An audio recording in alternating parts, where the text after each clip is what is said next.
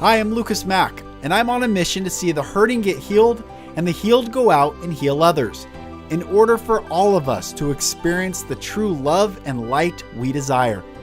This podcast is me sharing my journey with you, so you don't feel alone in your journey.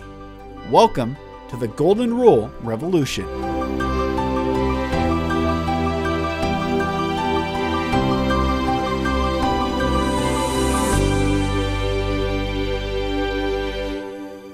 Hello, everyone. I'm Lucas Mack, and welcome back to the Golden Rule Revolution. Thank you for joining me. This is episode 200, which is a big milestone for me, and I'm really excited.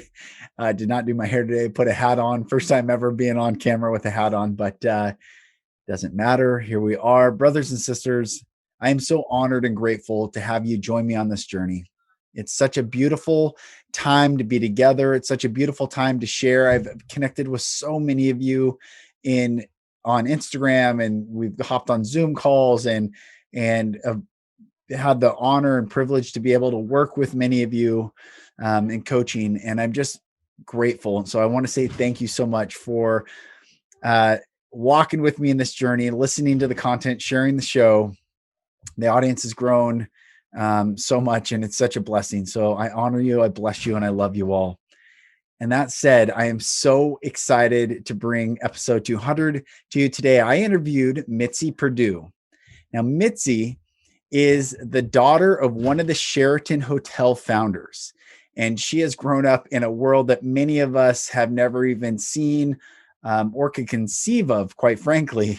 She grew up in an incredible life of privilege, and she also ended up marrying Frank Perdue of Perdue Farms, and she shares lessons that she learned from both her father, her now late husband, and she also shares a mission that she has stepped into to end human trafficking. And this is why I'm so happy that I was able to connect with Mitzi. She started an organization. You'll hear all about it. And what I would say about this, if we do not bring light into the darkness, that which remains in darkness can operate freely. So we must shine light. We must drive darkness out simply by shining light. We don't even have to fight the darkness. When light is present, darkness is not. Darkness is not a counterforce to light. Darkness exists in the absence of light. Therefore, my brothers and sisters, we simply get to be the light this world is looking for, and also direct our light into areas that darkness has ruled for far too long. There are so many hurting and broken people out there on this planet, and you're going to hear the statistics from Mitzi that perhaps are waiting for you to shine the light on it, to stand for liberty and justice for all, regardless of the political structures, even the legal side of where we find the world in right now. You and I have the authority to stand for liberty and justice for all. And so I'm thanking you. I'm honored that you joined. Thank you, Mitzi, for coming on, and everyone enjoy. Well, I'm so happy to have Mitzi Perdue on the podcast. And this is our second time talking since we had the pleasure of recording an episode on the Awakened Soul last week. And so, Mitzi, how are you? It's good to see you. Oh, I'm just as happy as a person can be to be back. Thank you so much for having me twice. Yay. Yes, it's such an honor. It's such an honor. Really excited to, have you share some of the stories you shared the other day, but also talk about the nonprofit, talk about what you're doing, and also some of the lessons that your dad learned in business in his sleep or in his dreams, which is beautiful, and the messages he got. So I'm excited to get into all this.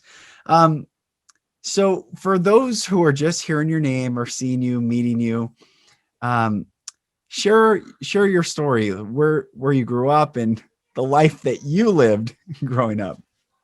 Okay, I'm wondering how serious to be. Like, I could say, "Oh gosh, guys, I'm wonderful," but maybe we ought to be serious. A little. No, seriously.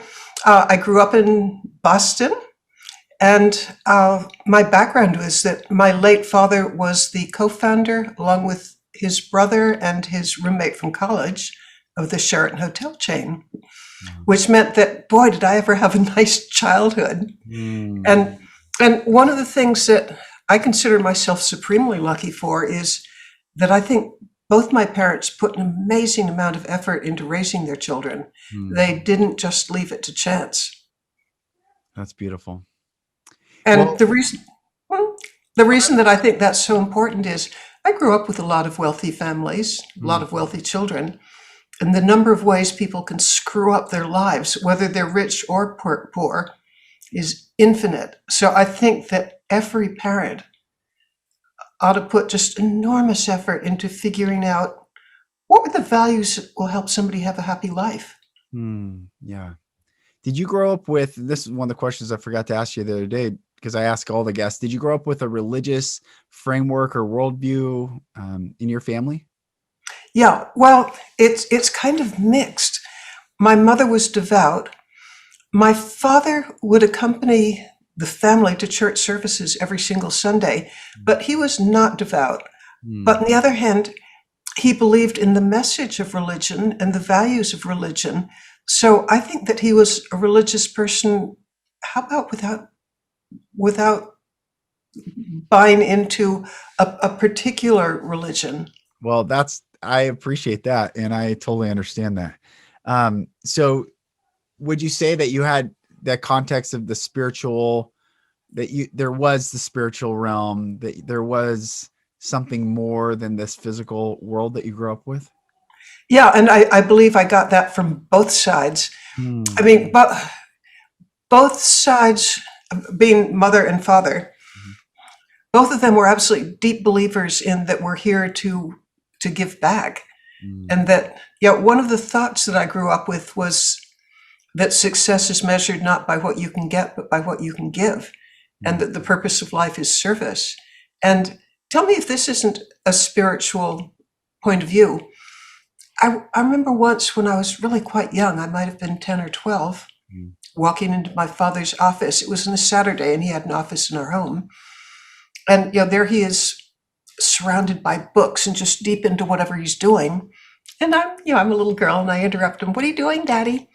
And he explained that he was giving money away, that he was researching people. Since he was an extremely wealthy man, people regularly asked for money, or more important, organizations, charities would ask for money. And he was figuring out, I guess, the most worthy. And so I asked him, "Why are you doing that?" And he told me, "The greatest pleasure my money ever gave me was in giving it away." Now, isn't that spiritual rather than material? Certainly. And definitely aligns to the concept of currency, like water. And if you allow water to go, the more water can flow through. But if you dam that up, it starts to overflow and cause mess. So yeah, that's incredibly beautiful. Yeah, and then my mother, just from the youngest age, I remember her telling that, what was really important in life was, and I'm going to use her exact phrase, but I'm not sure if it makes sense to people outside the family. I will put it to you. Does this make sense? Is this comprehensible? She told me, and I bet I was 2 or 3 when I heard this the first time, that your job is to put back in the bucket. Does that make sense? I'll translate further. Well, we have a book that my oldest, someone bought it for her and said, "Fill the bucket." And it's always, I think it's around the same concept of every day we're either putting into the bucket or taking out of someone's bucket. Yeah, so it is the same. I mean, the way I interpret put back in the bucket is you're getting a lot of stuff, but give back. Yeah.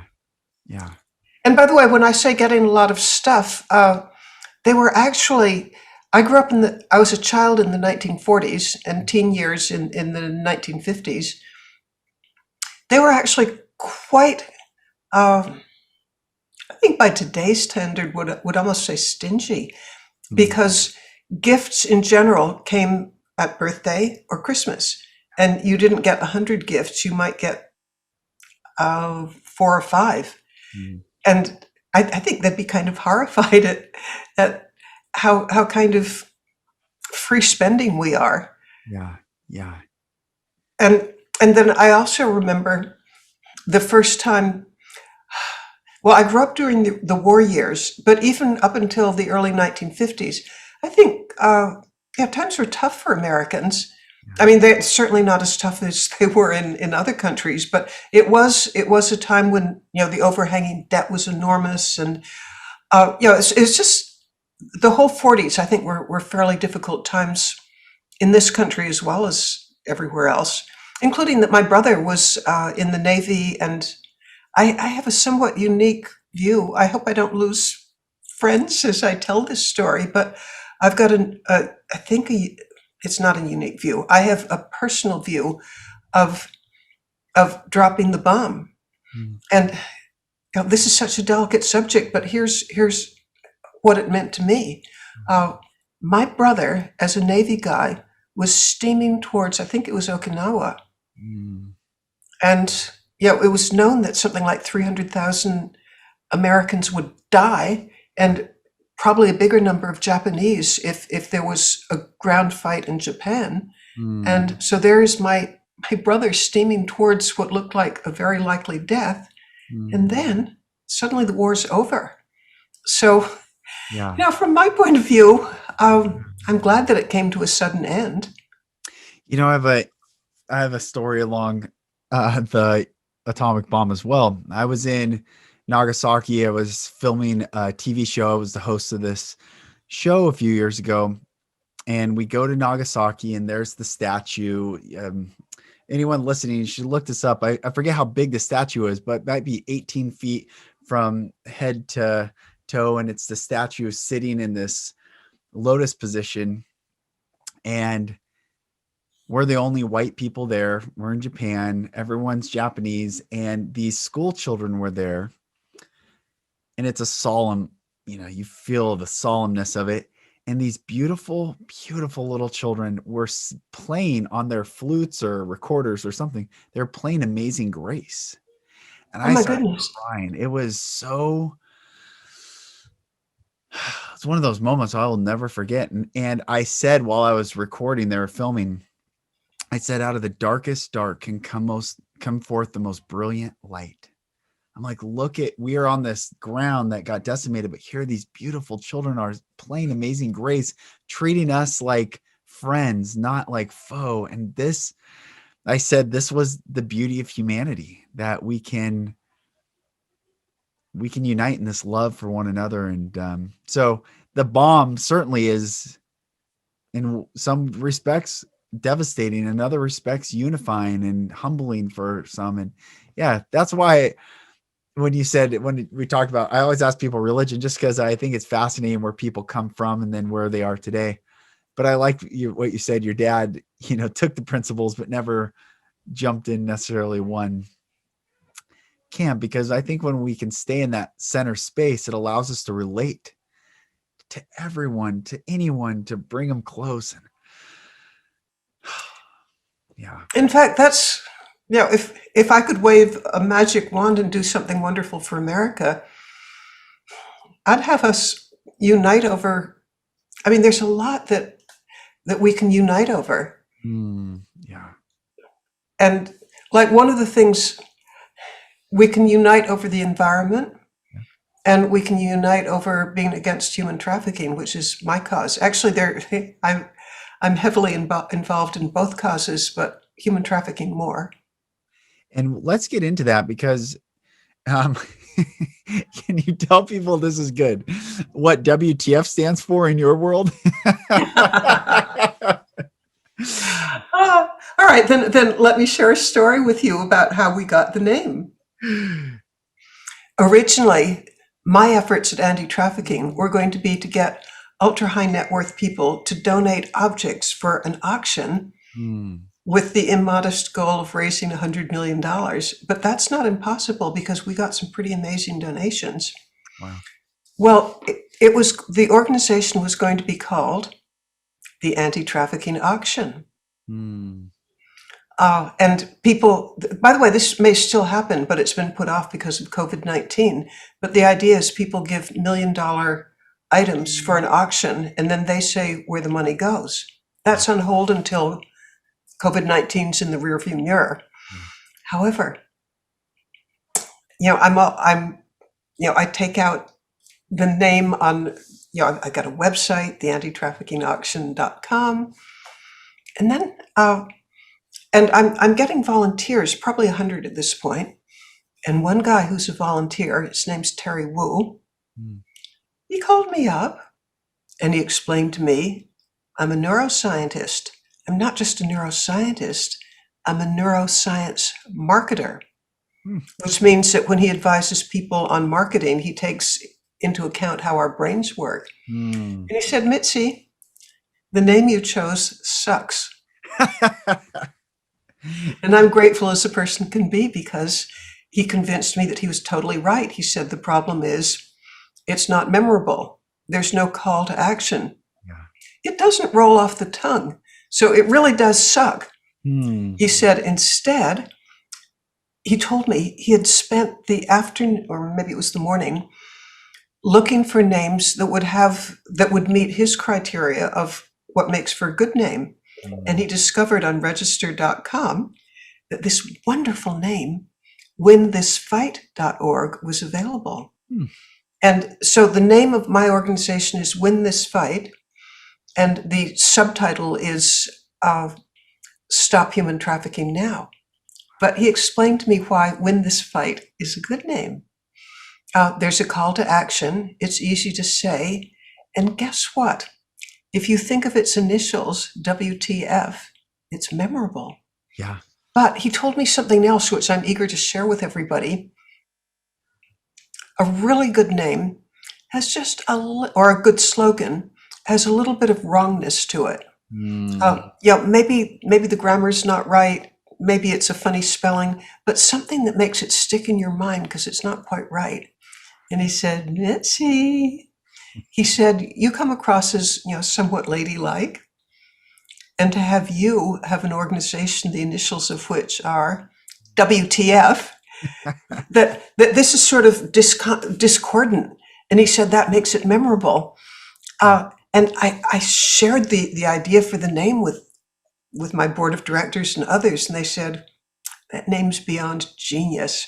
Win This Fight's good, but WTF is even better. That's right. So everyone listening, now you have a new definition of what that acronym stands for. And it's such an important, it's, as someone, I was abused severely growing up, and as someone who's gone through the horrors of significant abuse, to know what these kids, women and children are going through without a voice to speak for them and to yell for them and to fight for them,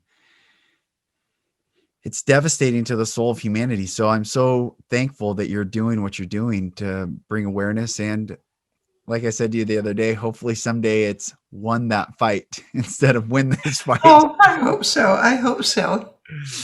Yeah. But WTF, it may be discordant for it coming out of my mouth, but guess what? It's so appropriate. I mean, I really feel WTF, that here in today's world, that there's still slavery going on, and that there's 40 million people who are enslaved. It's just, it shouldn't be. It brings up so many issues. I was a journalist for a long time. I've met many friends in the highest seats in the national media, and it's frustrating for them and for myself, knowing that there's just a certain narrative that is allowed to be broadcasted as quote unquote news. And then there is the omission of narratives that would radically shift this entire country and world's perspective if it was brought through the forefront of mainstream media. And we talked about this the other day. If people want to look away from these horrific, I think the first time you saw it, you said you wanted to look away, but then if we keep looking away, it allows this to continue. Yeah, I got involved in this 2 years ago. I mean, I've got to just put it out there that I'm new at this. There are people who've been working on it for 20, 30, 40 years, but you have to start somewhere. So I just plunge ahead. But 2 years ago, human trafficking was the third source of income for organized crime. Mm. It's grown so fast that it's now the second largest source of income for organized crime. Mm. And I'm going to bet people are curious, well, what are the others? Yeah. All right, number 3 is illegal weapons. Mm. Number 2 is human trafficking. And number 1 is drugs. Mm.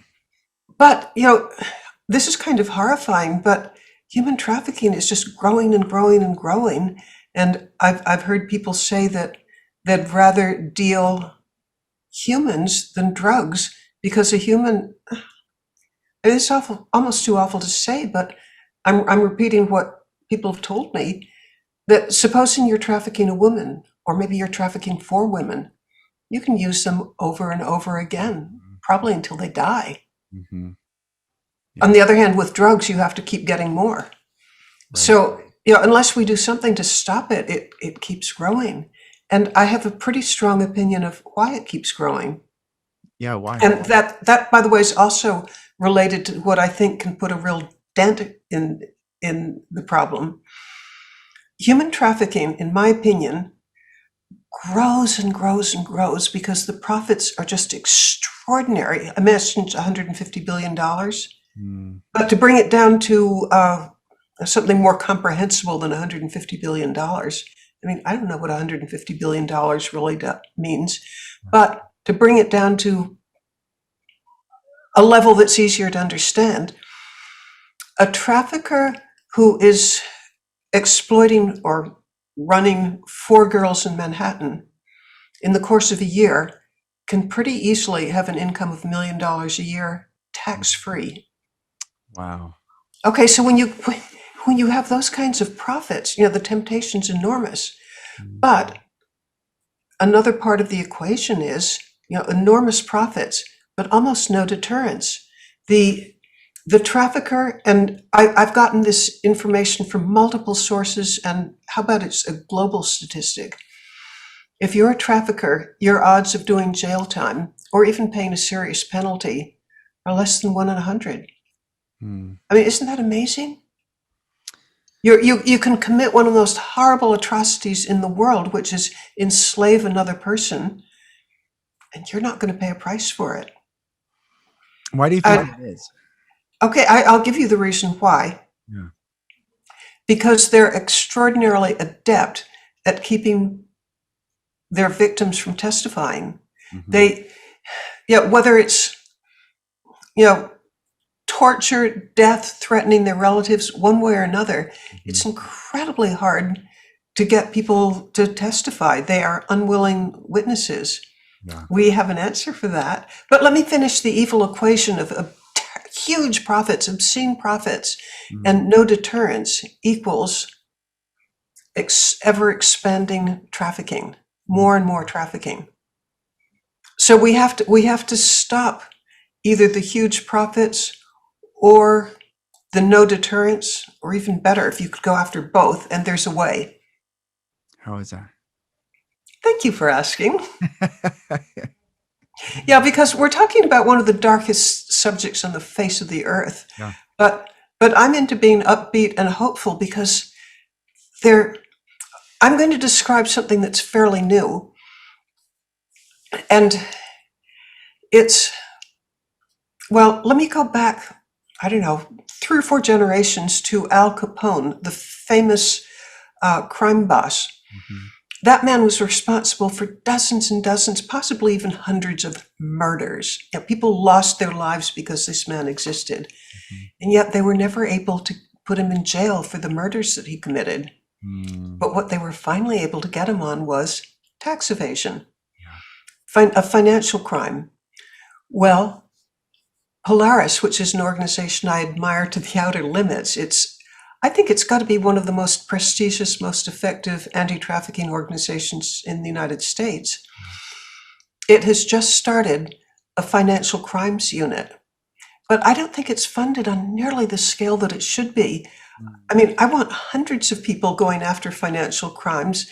And as far as I can tell, they've got 2 like financial experts, and the others, again, I mean, I may be wrong on this, but it looks of the 4 people who are working on it, 2 have some kind of administrative role. I mean, if I could wave a magic wand, they'd get the funding to have 100 people go after it, financial crimes. And allow me to explain how going after financial crimes works with trafficking.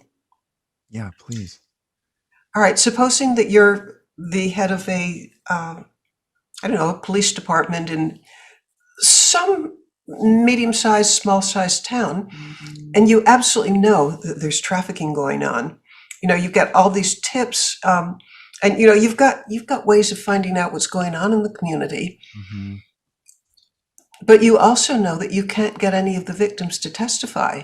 They're afraid for their lives. Yep. And as an example of being afraid for your life, I had an NYPD, New York Police Department person tell me that he visited a woman in the hospital who had had her face gashed with a broken beer bottle from like eye to chin, 32 stitches, and she still wouldn't testify against her abuser because she was so afraid of him. Yeah. Okay, so back to being the head of a police department. You know that there's trafficking going on. You're absolutely certain that you can't get the victims to testify. They are too afraid.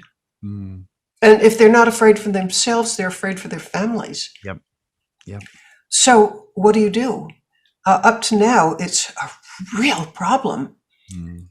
But what Polaris can do is they can working with the police department, working with law enforcement, they can get all the information that law enforcement has, and they probably have a lot, and then they can put it together with the financial crimes unit, which has the ability to like go out in the dark web, track money movements, use artificial intelligence, just use a whole array of tools that are not available to a typical police department.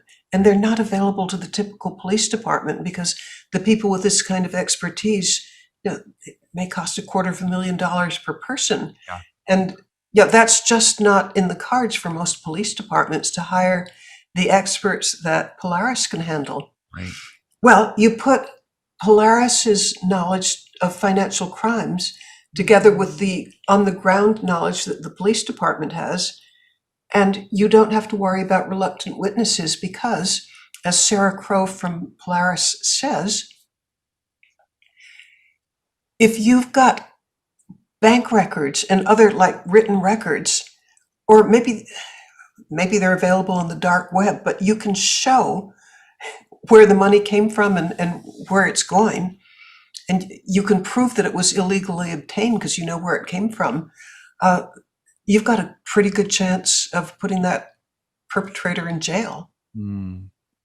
Speaking of the perpetrators, I mean, it's not the impoverished people that are buying other human beings. You have to have some sort of financial means to commit this heinous crime. So what is the demographic of someone purchasing another human being? That I think people need to know or be aware, or how do we start putting this puzzle piece together of what it looks like?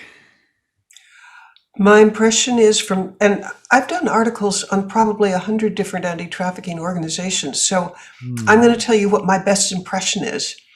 And that is that,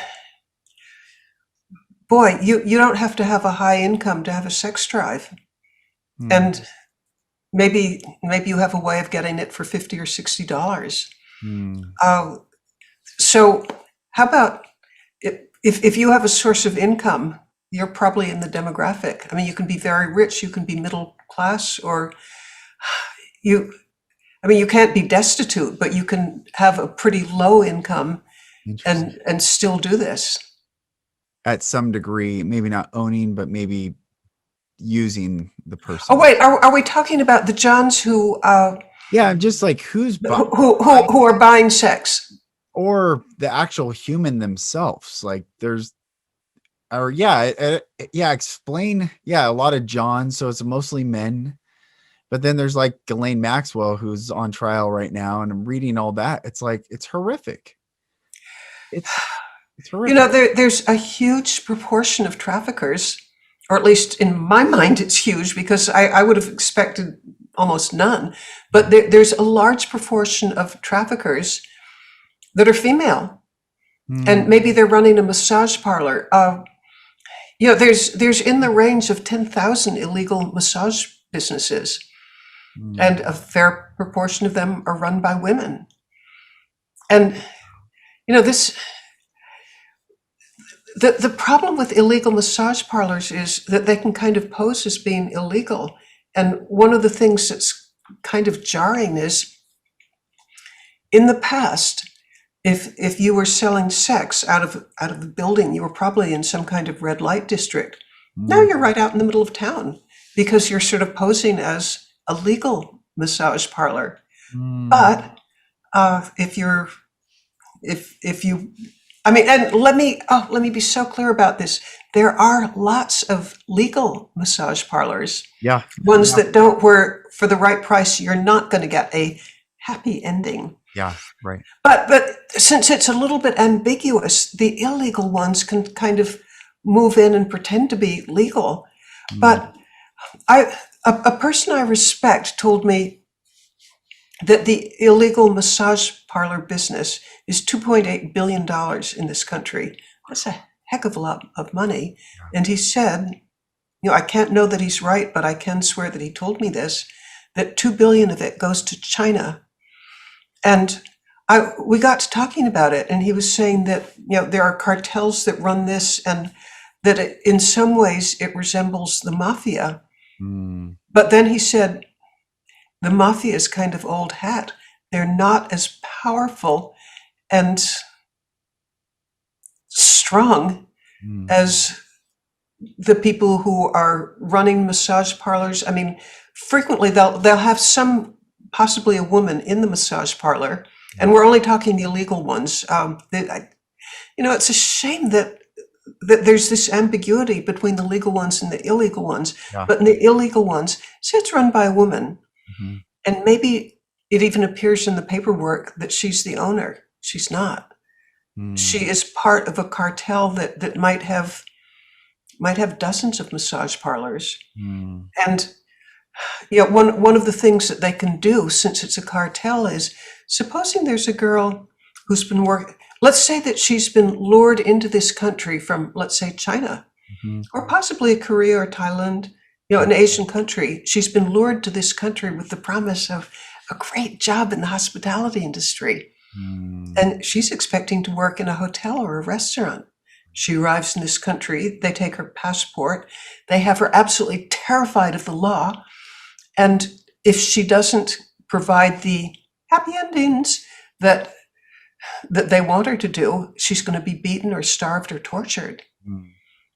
And $2 billion, according to my friend, is going right back to China illegally. It's something that I've always been fascinated with. And the Bible talks about put on the whole armor of God. And it says, you have, in the King James Version, it says, have your loins girt about with truth. So truth covers our sexual reproduction areas. And I was always curious, like, why the belt of truth? Like, why not the helmet of truth, but the belt of truth around our sex organs? And I think it's based on, when we walk in truth, it keeps us from the deviance of this compulsion and this energy to go down paths that we were never intended to go down in the very beginning. So truth protects us sexually, or the absence of truth leaves us hurting in that area. I wish there were an easy answer, but it just grieves me how much God is being kicked out of the public sphere.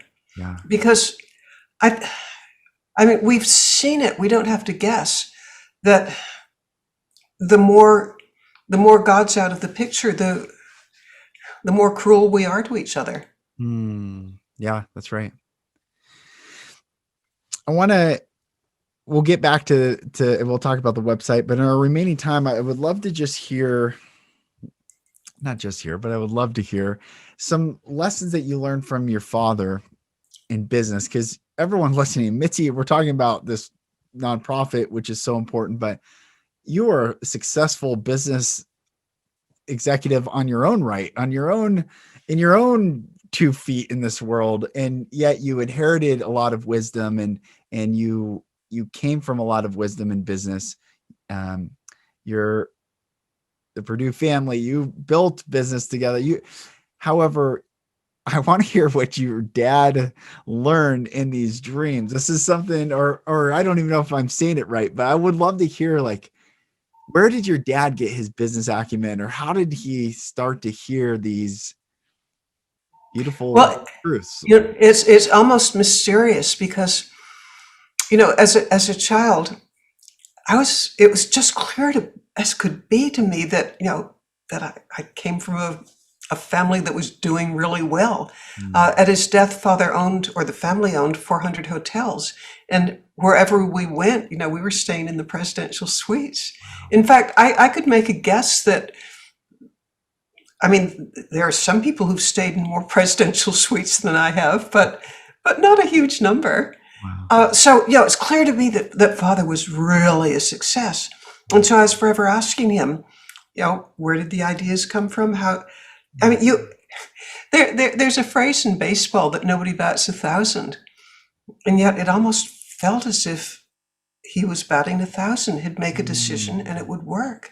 And so I asked him, and he told me, he said that he hoped that the Wall Street analysts didn't hear his answer, but he said, in the course of building the Sheraton hotel chain from no hotels to 400, he said there were between half a dozen and a dozen times where he would be faced with a decision where he knew that if he made the right decision, the company would flourish. If he made the wrong decision, the company could go bankrupt. And by the way, he had on his shoulders an amount of pressure that I don't think I could endure for 5 minutes.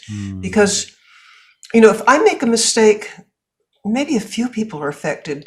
If he made a mistake, 20,000 people could lose their jobs. And can you even imagine how heavy that is? Knowing that somebody might not be able to put their kid through college, or might not have a decent retirement, it's pressure that I don't even understand. Yeah. I had 10 full-time employees in my business, and that was enough. I can't even imagine, getting to that tens of thousands. That's just, it's huge, huge, huge, huge. Wow. All right. So he told me he'd go to bed at night, very aware of the seriousness of what he had to decide. But he also told me he'd go to bed having no idea which way to go. None. And, as aware as a human being can be that this would be a decision that would be just extraordinarily consequential for a great many people. I don't know how he slept even. I couldn't. Nevertheless, he did. I think he was known to be a good sleeper. He told me he'd wake up in the morning with perfect clarity of what to do. And I said, well, how'd that happen? And he said, and I don't know if he meant this literally or if he was being metaphorical. I wish he were alive today and I could ask, but he said, I talked with ancestors and they gave me the answer. Wow. And again, was he being like poetic, or did he literally mean I talked with the ancestors and they gave me the answer? I don't know. I don't know. What do you think? What's your guess? I'd like to think that he actually did talk to the ancestors, that in our dreams, in Judaism, our very first prayer is, we thank God for returning our soul within us with compassion and loving kindness, for great is his faithfulness. Because our soul, we're never as close to death as when we sleep. So where are we when we're sleeping? Where is our soul? What is actually happening that the human body can just conk out without fear? And go somewhere. And I love to think that, yeah, your father was in communication with the wisdom of the elder council or the ancestral line. I think that's beautiful. So I love, for me, no problem believing that that is a literal story. Well, if you told me, Mitzi, you got a bet, did he mean it literally or was he being poetic? I can't know, but I'd sure bet that he was literally meaning it because, the proof is in the pudding. The decisions turned out to be right. Yeah. And since nobody you can't toss a fair coin and get like heads 10 times in a row. And yet he did. I mean, he defied the odds. That's beautiful. It's well, first of all, we have not because we ask not. That's a verse in the Bible. We have not because we ask not. Oh, that's so important. Yes. And really, how we got connected with Mark and Crystal Hanson, their new book, Ask. I mean, it's such a simple premise. We have not because I think it takes humility. What I'm struck by, and I didn't know your father, and I do know the hotel world because I worked when I had my ad agency. We predominantly worked in the hotel industry around the country, and the ownership groups and the actual flagships and all the brands and all the different things.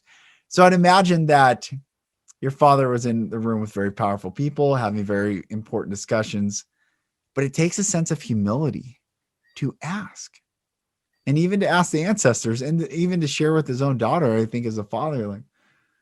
So your father must have had a beautiful humility to him. Actually, I think both Frank Perdue and father did. I have a friend whose specialty is body language. And he had a comment about Frank Perdue, that when Frank Perdue would enter a room, he was somebody whose name appeared on the checks of 20,000 employees. Yeah. So, this is a big person. There are lots of companies that are bigger, but 20,000 is pretty big. Yeah. I think it's like one of the largest employers in Maryland. So this guy is an alpha male. He's somebody who built it himself. And, he could have walked into a room, taking up lots of space, chest out, shoulders back, just taking up space, which is, kind of what you'd expect. Yeah. But my body language expert friend said, no, he was extremely good at not taking up all the oxygen.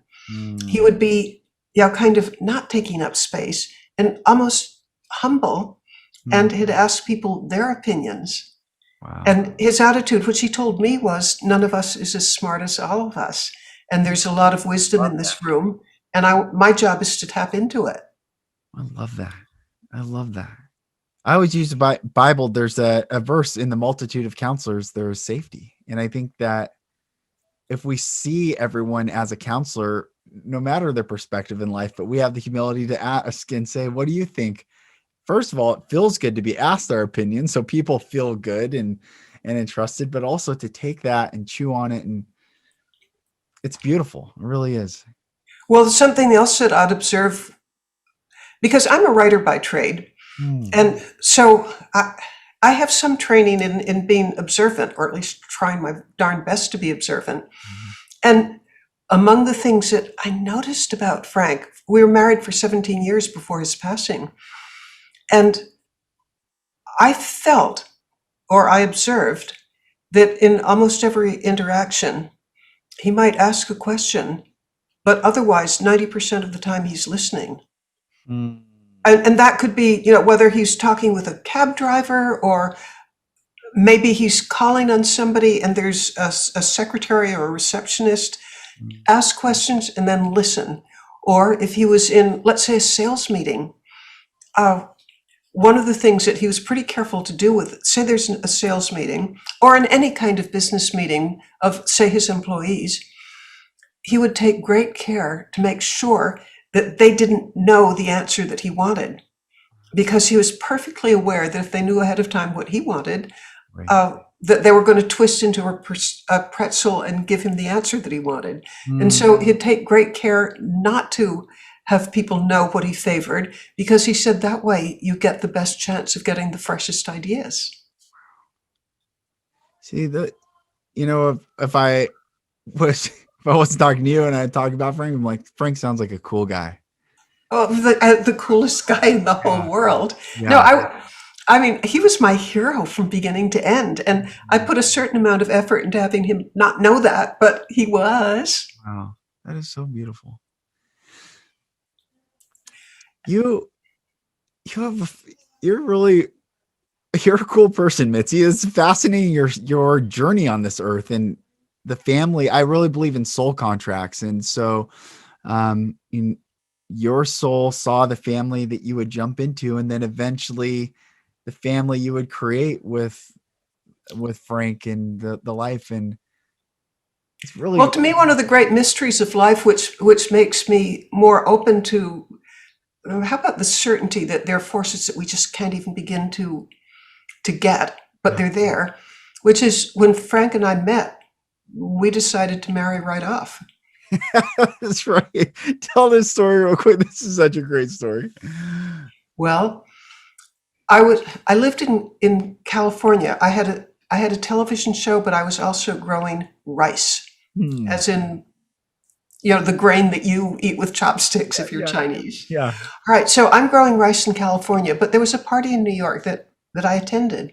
I'm trying to say Washington, D.C. There was a party in Washington, D.C. that I attended, and I had to leave early. Frank Perdue arrived late. We only overlapped by 10 minutes. And the first 5 minutes were spent talking. We both knew each other was divorced, and we were talking about how we'd never remarry again, how it was an institution designed to make people miserable. And all right, that's the first 5 minutes, but we were just totally agreeing on this. But then somewhere around 5 minutes into it, we started discussing that was unfortunate because it meant growing old alone, but that was our fate because we'd never trust anybody again. And then he looked down at me and he said, I believe I could trust you. And I looked up at him and I said, I believe I could trust you. Wow. And the next 5 minutes were spent talking about what our marriage would be like. It would be supportive and not competitive, and would be there for the good and the bad. And so it was for the next 17 years. That is so beautiful. And when we married, we had known each other in person 6 weeks and 3 days. And it's so great. But to me, the mystery is, I was 48 at the time. He was 68. We both came from, I'm trying to think how to put delicately the fact that we were both filthy, stinking rich. Yeah. Okay, people who have that background normally are extremely self-protective and and how about paranoid? Yeah, certainly. And how we could both make a commitment immediately. It does not make sense. I mean, he was old enough to know better. I was old enough to know better. We went and did it. Wow. And it was so the right decision because, I mean, I love the Perdue family beyond imagination. I think a day doesn't go by when I don't talk with one of my Perdue relatives. Wow. Like, I'm really proud that I was talking with my stepson who runs the company for half an hour today. Wow. I have a stepdaughter that, there were some things going on in her life that I respect and admire, but she wanted to talk about them 3 times yesterday. I'm just honored that she wants to. Wow. I forgot that I know you go, is Mitzi your birth name? Because it's such a. No, my real name's Mary. Mary. I love the name Mitzi. Was that a nickname you were given as a girl, young girl? Well, here's what happened. My brothers and my uncles all married Marys, and my mother's name was Mary. So my father, if my father could call Mary, and like 6 women come running, so we all got nicknames. That's awesome. Well, I love that nickname, Mitzi. Oh, I love it too. Thanks, Daddy. Yeah, it's a great name. And for everyone listening, you reminded me of a really beautiful saying that I've tried to implement in my own marriage, that I'm not looking for the star, I'm looking for a co-star. And it sounds like you and Frank were co-stars together. And that is something I've implemented in my marriage because my wife and I both were in TV. We both had our careers. We both had that persona, and we chose to be co-stars in this reality. And it sounds like that's the way to go. If you and Frank had such a good experience. And so. Well, I do have a theory that it's kind of important for both to bring an equal amount to the table, but one might do it by being brilliant. Another might do it by being hospitable. I mean, there are different things you can bring to the table. Yeah, exactly. That's really. So I felt, well, I'm not sure that I felt exactly an equal, but I did feel that I brought things to the table that he badly wanted. Like, how about warmth and affection and just totally being on his side? And yeah, a co-star. It's beautiful. It really is. It's so beautiful. Mitzi, I am so thankful you came on. And is there anything we didn't cover that you would like to cover? Yes. Yeah. Okay, go.